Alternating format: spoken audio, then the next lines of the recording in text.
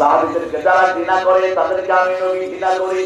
খায়রুল কুরুনি কারণে আমার যুগ হলো সর্বশ্রেষ্ঠ যুগ, তারপরে সাহাবীদের যুগ। ঠিক আছে, এর চেয়ে শ্রেষ্ঠ যুগ দুনিয়াতে আর হতে পারে না। অতএব খবরদার কোন সাহাবীকে সংসদী বলা আমাদের পক্ষে জায়েজ নাই। সাহাবীদের ভুল সুন্নিদেরকে সাহাবীদের সাথে কি মুআমালা করবেন সেটা করবেন কে?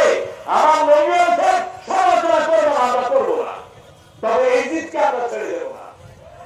এটি অত্যন্ত বেয়াদব নোংরা। হুসাইনের রক্ত নিয়ে উনি খেলেছে এই বেয়াদবটি। কয় উনি ভালো ছিলেন, কেউ তো বলে উনি নাকি আল্লাহ নবীও ছিলেন। কত বড় বেয়াদব!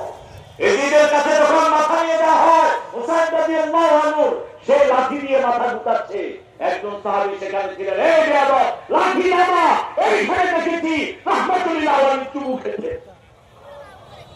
কোথায় তুই লাঠি দিয়ে আঘাত করো? হুসাইন এবং হাসান দুইজনকে রাসূল বলতেন রাইহানাতুল জান্নাহ, এরা দুইজন জান্নাতের খুশবু। রাসূল এদের থেকে কান। আপনারা বসেন, না বসে কথা বলবো না, বসেন বসেন। বেয়াদবির জায়গা কোরআনের মাহফিল না, এখানে কোরআন শুনতে এসেছি।